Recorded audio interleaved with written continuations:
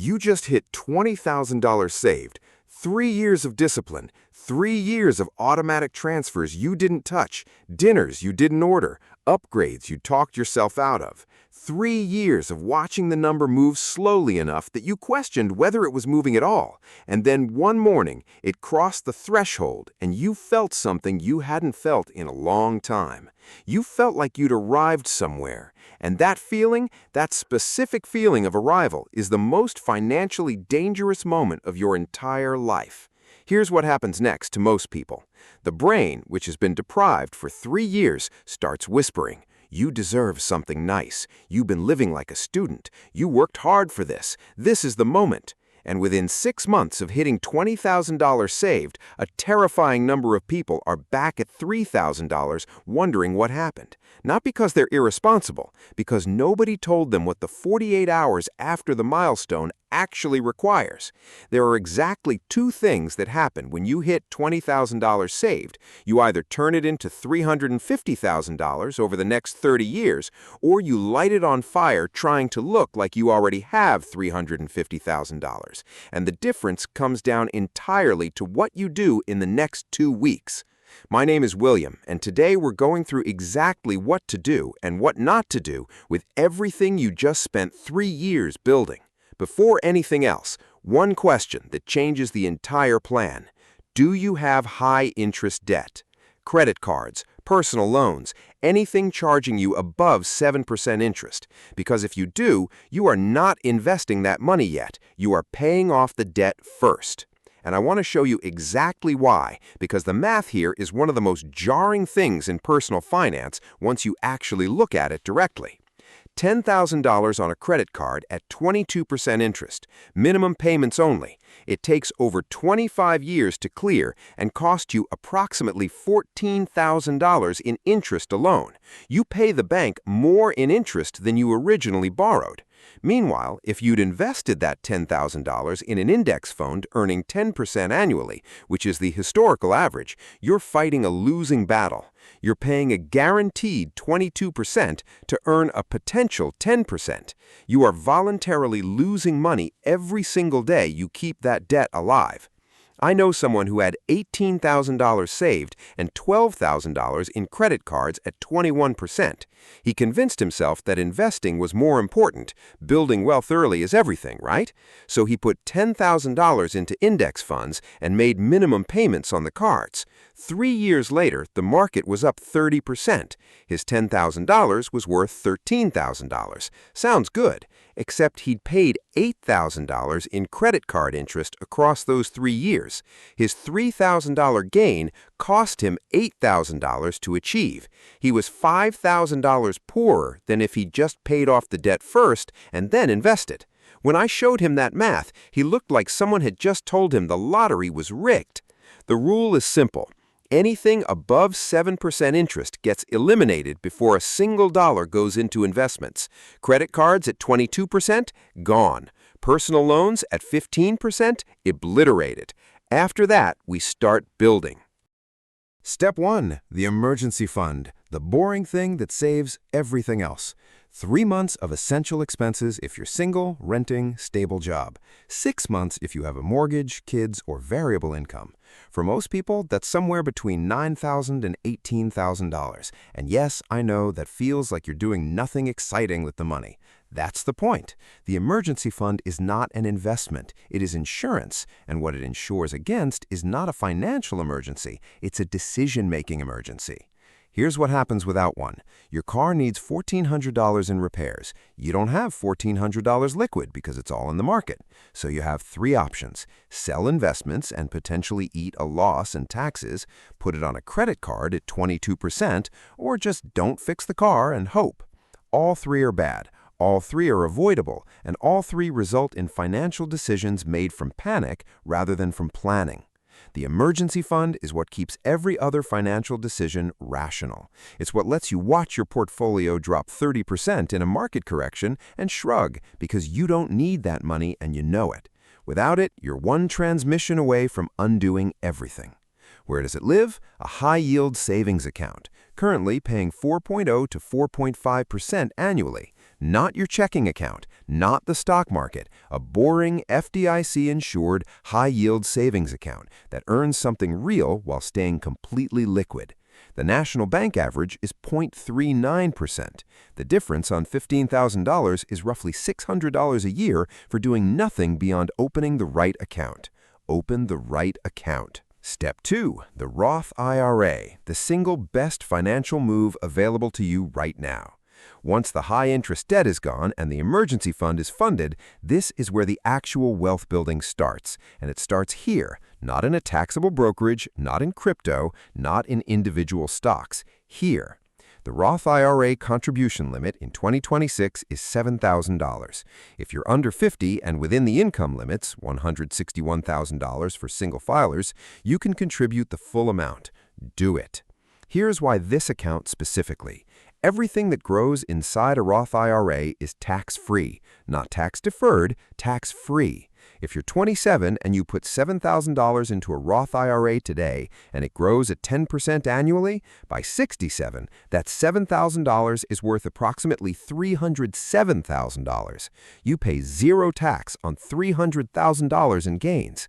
In a taxable account, you'd owe $45,000 to $60,000 in capital gains tax on that same growth. You're locking in today's tax rate on the seed and getting the entire tree completely tax-free. In your 20s and 30s, when your income is near its lowest, the Roth is almost always the right answer. Step 3. What you actually buy inside the account. This is where people ruin everything. They open the Roth IRA and immediately start researching which individual stocks are about to explode. They go to Reddit, they watch YouTube videos about options. They ask their coworker who has opinions about specific companies. Stop. Close Reddit, you are about to do something so boring and so effective that it feels like you're missing something. Inside that Roth IRA, you buy a broad market index fund, VTI, Vanguard Total Stock Market Index, 0.03% expense ratio, tracks the entire U.S. stock market. The S&P 500 has returned approximately 10% annually over the past century. Over any 20-year period in recorded history, it has never produced a negative real return. You are not going to find the next Apple by reading earnings calls at midnight. You know who finds the next Apple? People with inside information. Everyone else is guessing and calling it a strategy. Buy the index. Own a piece of every significant company in America. Let the thousands of analysts and portfolio managers at those 500 companies figure out how to make money. Your job is to not interfere. Set it up on automatic monthly contributions, whatever you can manage, $200, $400, $600 a month. Then walk away.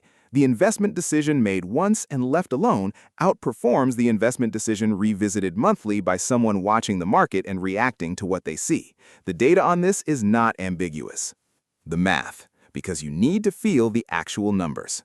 $20,000 invested in a total market index fund at 10% annual returns. In 10 years, approximately $51,000. In 20 years, approximately $134,000. In 30 years, approximately $349,000.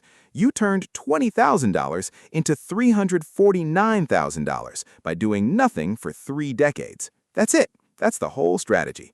Now, add $400 a month in ongoing contributions at the same return. After 30 years, you're looking at over $900,000. You contributed roughly $164,000 total. The market generated the remaining $736,000. Your money earned 4.5 times what you put in, while you were doing other things. At the 4% safe withdrawal rate, $900,000 generates $36,000 annually without touching the principal. Forever, from one decision made at one moment and repeated monthly for 3 decades. And here's the number that should make you genuinely uncomfortable about waiting. Invest $20,000 today for 30 years at 10% and you get $349,000. Wait 5 years to start and invest the same $20,000 for 25 years, you get $216,000. That 5-year delay cost you $133,000. That's not just money, that's years of your working life you'll never get back. Procrastination doesn't cost money, it costs time, and time is the one thing you cannot buy back at any price. What not to do. This section matters as much as everything above. Do not try to time the market.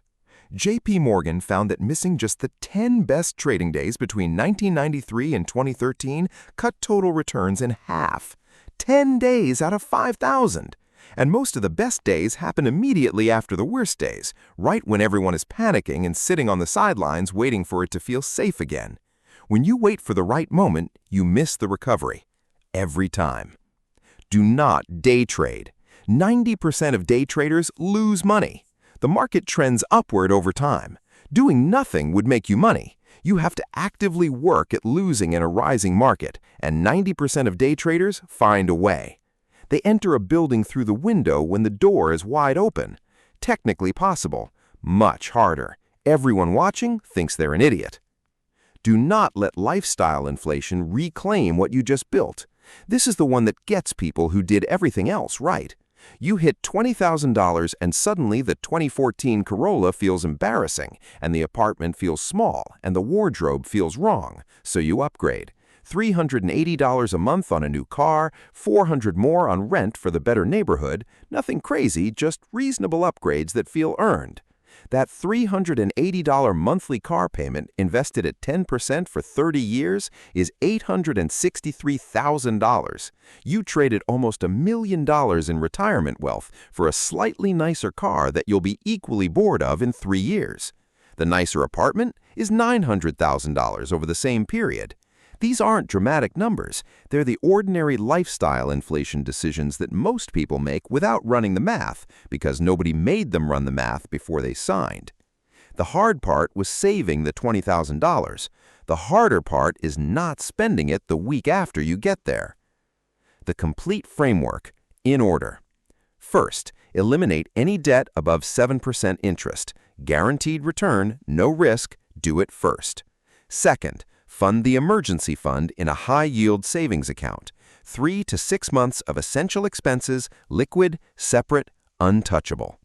Third, open a Roth IRA and fund it to the $7,000 annual limit. Buy a total market index fund. Set automatic contributions. Done.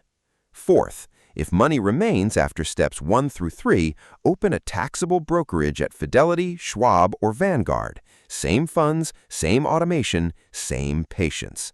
That's it. No stock picks, no market timing, no crypto, no complicated strategy that requires ongoing management. The strategy that works is the one boring enough that you can follow it for 30 years without getting distracted. The people who build real wealth are not smarter than you. They are not luckier than you. They are more boring than you.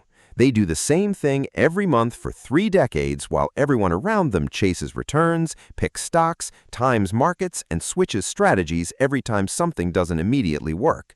Be boring. Get wealthy. Everything else is noise.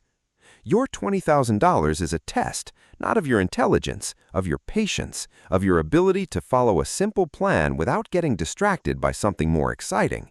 Subscribe for a new video every week. Drop in the comments where you currently are. Just hit 20,000, working toward it, or already past it. And share this with someone who just hit the milestone before their brain starts whispering.